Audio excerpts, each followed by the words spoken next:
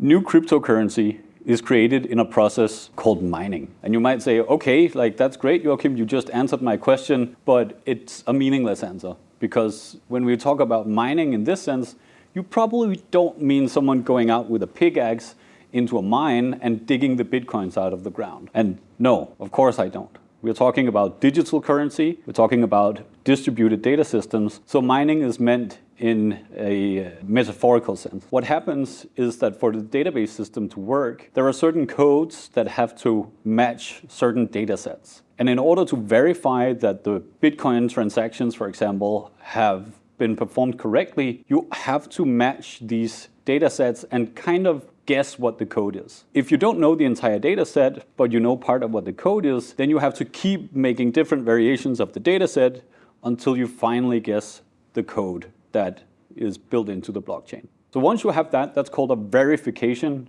of the blockchain. And then as a reward for doing that computational work, you get a little bit of the token that you're allowed to use on the blockchain that you are mining for. And this is the process of mining. So you provide computational power for the Bitcoin network, and by that you verify transactions, making the whole ecosystem work. And for that you get a small reward in the form of some Bitcoin that you can use yourself. That is Bitcoin mining in a nutshell.